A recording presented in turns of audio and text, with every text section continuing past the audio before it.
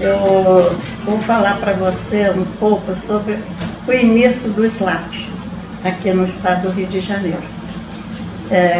Como eu já falei anteriormente, né, eu comecei a trabalhar em 1962 no Instituto de Engenharia Sanitária, o IES. Né? Em 65, como não havia ainda técnicos com experiência em controle de poluição do ar no Brasil, eu fui enviada, através de bolsa da Organização Mundial da Saúde, para os Estados Unidos me especializar no controle de poluição do ar. O meu treinamento consistiu em estágio em vários órgãos ambientais para trazer aquela experiência que mais poderia ser aproveitada aqui no Rio. Então eu visitei cidades como Pittsburgh, com grande presença de indústrias, principalmente siderúrgicas, e a cidade de Los Angeles e São Francisco, com grandes problemas do smog fotoquímico.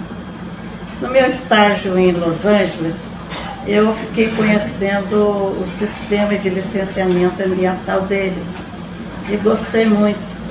Então, quando em 1970 eu assumi a chefia do Serviço de Controle da Poluição do Ar do então Instituto de Engenharia Sanitária, sob o comando do engenheiro José de Santa Rita, presidente, eu pensei que seria bem interessante trazer a experiência de Los Angeles para o Rio de Janeiro. E lá eu conheci o sistema de licenciamento de atividades poluidoras, que eu achei muito interessante e verifiquei que seria muito importante implantar aqui no Brasil. Então, dentro do projeto de cooperação com a Organização Mundial da Saúde, eu incluí 2 consultores lá do licenciamento de Los Angeles, que vieram, então, me ajudar nessa tarefa.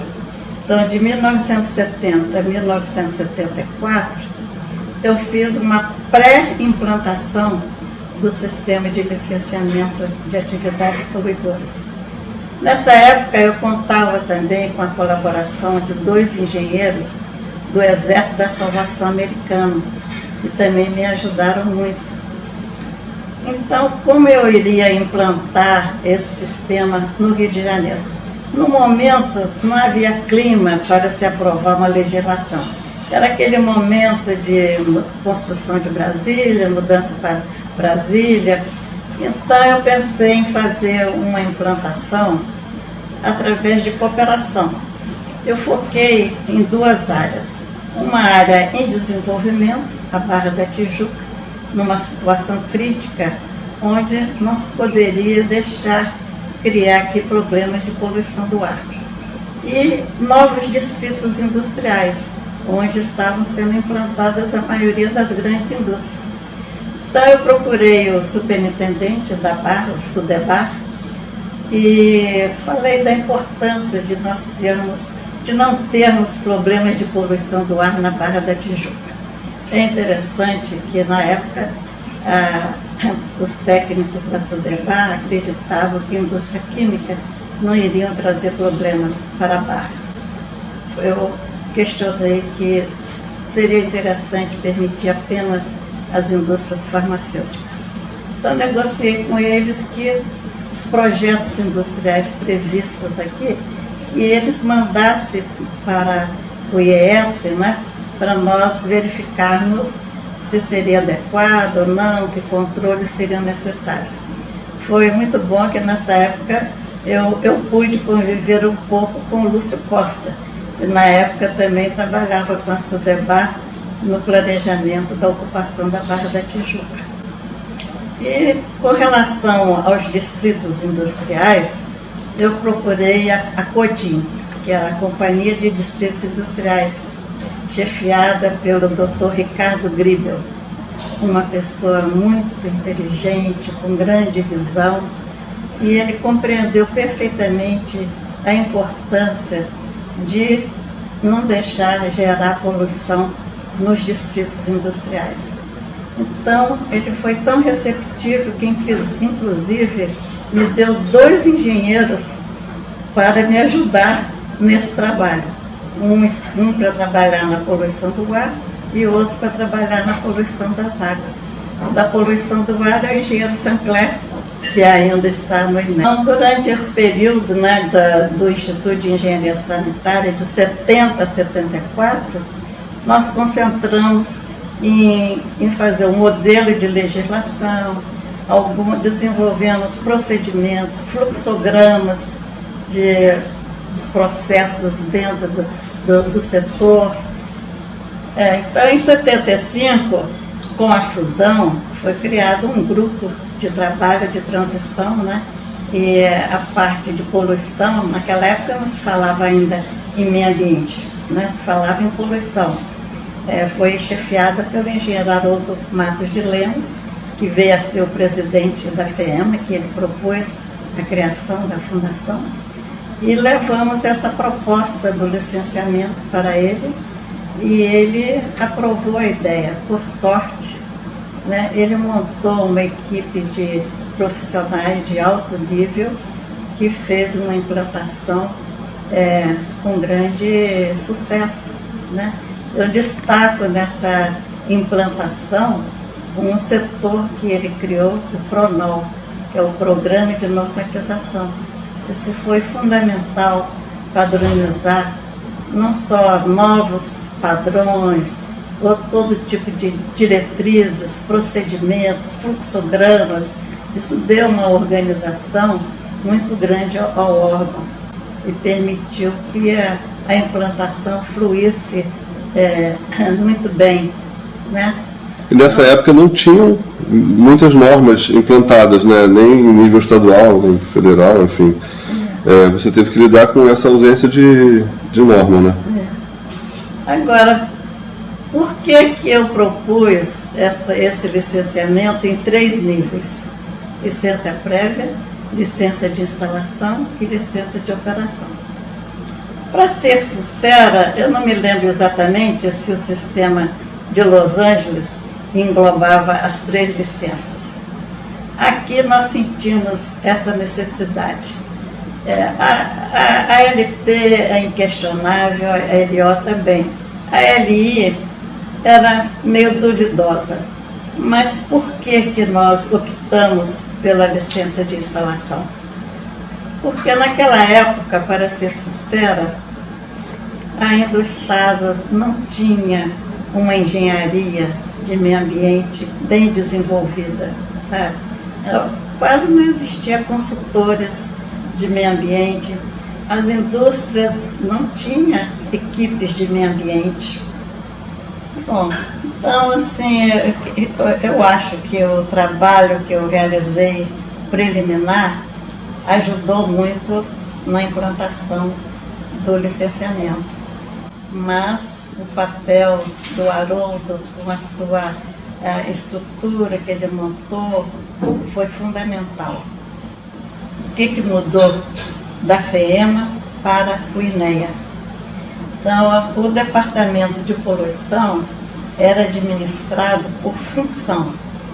Então, tinha a divisão de poluição do ar, e a divisão de poluição das águas e a de resíduos, né? Então, eu, por exemplo, era chefe da divisão de poluição do ar. Então, os processos de licenciamento percorriam essas três divisões, né? Mas em 1991,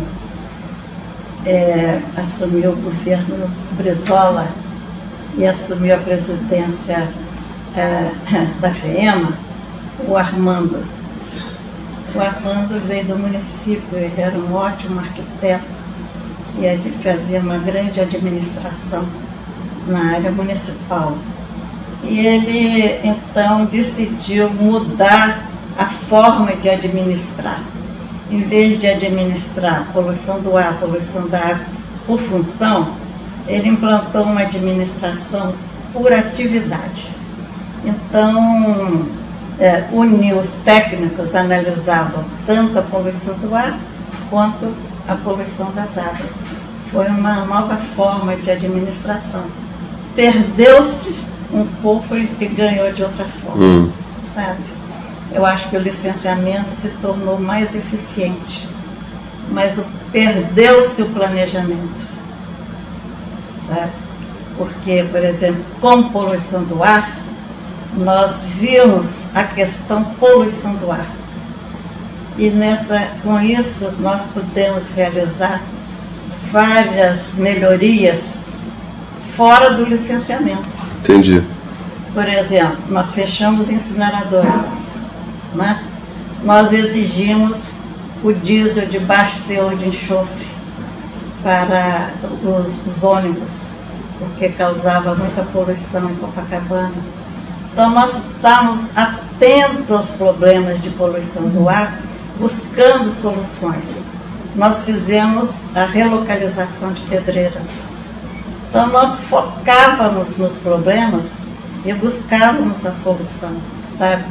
Nós exigimos que as caldeiras localizadas em áreas mais próximas às residências usassem óleo de baixo teor de enxofre ou o gás natural. Então, existia um planejamento e um controle fora do licenciamento. Por exemplo, nós participamos do controle de veículos, instalação dos catalisadores, dos veículos a gás. Nós participamos de toda a discussão da introdução dos veículos, do uso do gás natural nos veículos. E hoje, o que nós estamos participando do controle da introdução dos veículos elétricos, das novas redes de telefonia, as ondas magnéticas, dos incentivos às novas alternativas de produção de energia, dos incentivos ao reuso da água, do controle da bacia do Bandu. O que o INEA está fazendo com relação a esses problemas? O que você está falando, resumidamente, é que o órgão ambiental do Estado se perdeu, se afundou no meio da burocracia, né, e parou de pensar. É mais ou menos isso? É isso. E o órgão ambiental hoje está baseado só no licenciamento e o sistema ambiental não permite incorporar esses vários atores. São vários atores hoje que têm que ser incorporados no sistema ambiental. Eu vejo hoje que o INEA não deve mais executar o controle.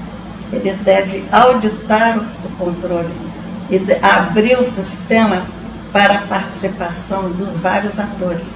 Isso daria uma grande dimensão à questão ambiental e evitaria a frustração de todos esses jovens que hoje se interessam pelo meio ambiente, vão para as universidades estudar e não podem ser incorporados à gestão ambiental, porque os recursos do INEA são finitos, não permite incorporar esses novos atores, né? Também as empresas hoje, todas possuem seu núcleo de meio ambiente. Nós procuramos incorporar sistemas de gestão que permitiria abrir o sistema, como, por exemplo, a auditoria ambiental. Nós acompanhamos esse esforço do IPA. Quando o IPA aprovou uma lei de auditoria, eu fiz um grupo de trabalho aqui para desenvolver essa lei. Doutora Vitória, atualmente questiona-se muito o licenciamento ou a falta dele, né? Eu tenho a impressão de que se valoriza demais o licenciamento como se fosse o principal instrumento para controle de atividades poluidoras ou de danos ao meio ambiente. Particularmente, eu acho que existem outros instrumentos muito mais importantes que poderiam estar sendo usados, inclusive pós-licença. Como é que a senhora vê isso? Como é que a senhora vê o licenciamento hoje? Como que deveria ser, na sua visão, no momento de hoje, que é totalmente diferente daquele momento do início dos anos 70? Olha, eu gostei muito dessa sua pergunta, porque é uma questão que me preocupa muito e que eu gostaria de ver uma discussão sobre essa questão, porque O licenciamento, ele foi iniciado, como eu já falei aqui, em 1970, consolidado em 1975, né? Modificado em 1992, né, ou 91, em forma de administração. Eu gostaria de levantar os seguintes pontos. Bom, primeiro, eu também queria elogiar muito a sua iniciativa de criar a pós-licença. Eu sempre achei essa questão fundamental e que faltava no INEA. Te parabenizo por identificar essa necessidade de criar esse órgão dentro do INEA.